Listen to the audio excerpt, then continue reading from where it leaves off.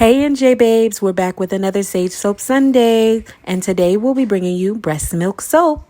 So if you're into soap making, remember to like, comment, and subscribe. Alright guys, let's get into making this breast milk soap. Here we have our hard butters. They're already melted down. We have our liquid oils. We have some powdered oats.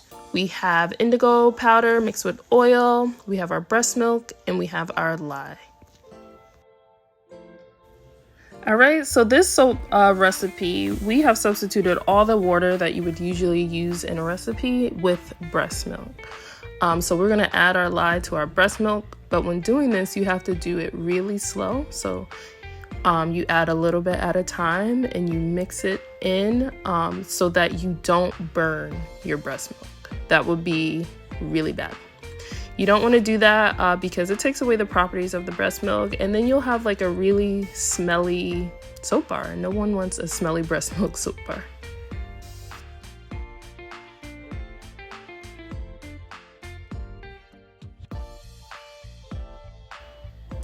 So when you are doing this, you want to use breast milk chunks that are relatively large, because when you're using the smaller ones, it tends to melt too fast.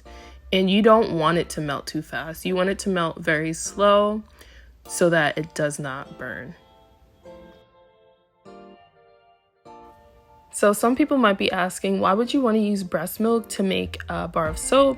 And I just had a baby about 5 months ago, and she has very delicate and sensitive skin. So I wanted to create a bar for her that was natural and had many benefits to it. And we all know that breast milk has a ton of benefits. So this is going to be very gentle on her skin. It's going to be very soothing because I'm putting oatmeal in it. And it's just going to be an overall really good bar of soap for her.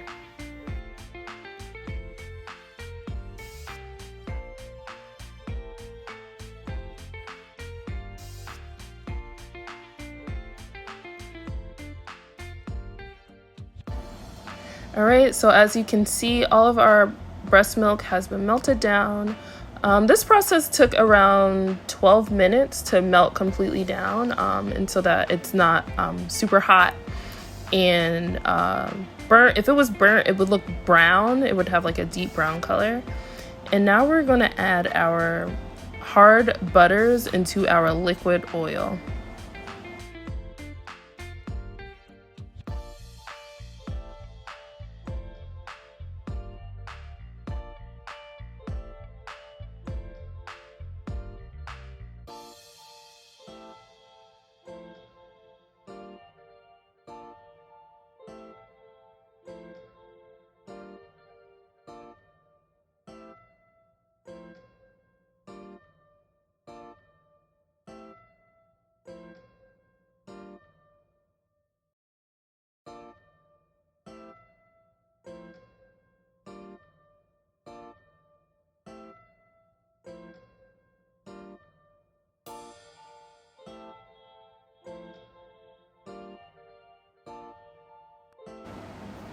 Now our oils are ready to be mixed in with our oatmeal. I'm adding oatmeal, and then I'm going to go ahead and stick blend that oatmeal in so it's incorporated into the oil so that there's no clumps in it.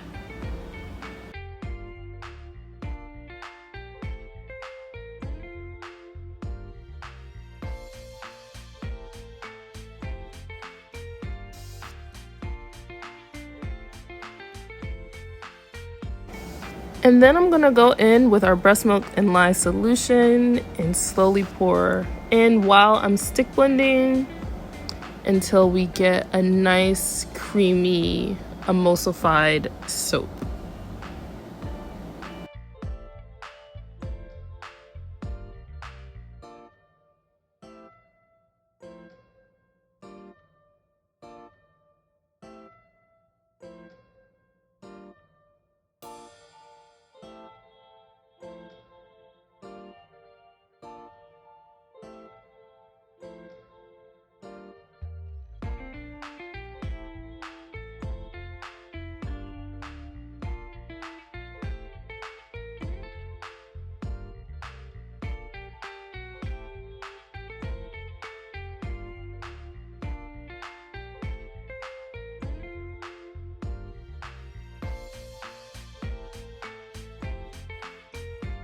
All right, so now we are at trace, and we're gonna go ahead in and pour our indigo and oil into our soap batter. I wanted to color this soap naturally. So indigo is a natural colorant. It gives like a blue color depending on how much indigo you put in it.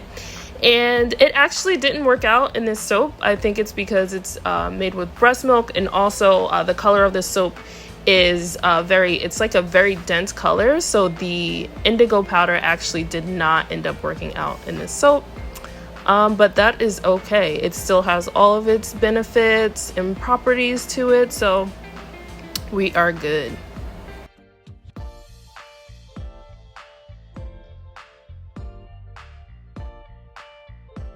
All right, so now our soap batter is done, and we're gonna go ahead with our molds and add our batter into our soap molds.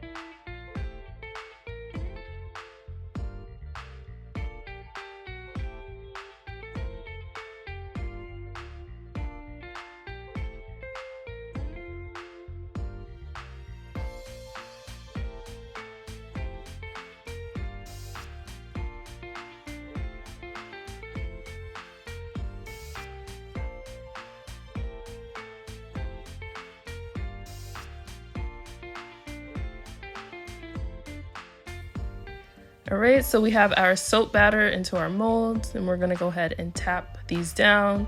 We're tapping so that we get all the air bubbles out. And then I'm gonna go in with my skewer like I do to get around the edges so that it's easier to unmold. And we're gonna texture our tops.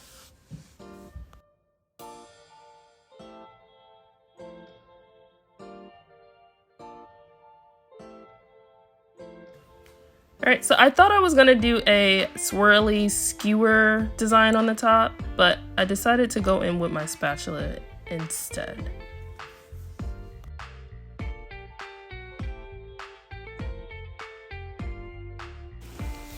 All right, so it is the next day, and we're gonna go and unmold our soaps. What I did is I put these soaps in the refrigerator so that they didn't go through gel phase. So gel phase is a phase that soap goes through when it's heated up a lot. And we didn't want the temperature of these soaps to get too hot. So I put them in the refrigerator, and this is how they look.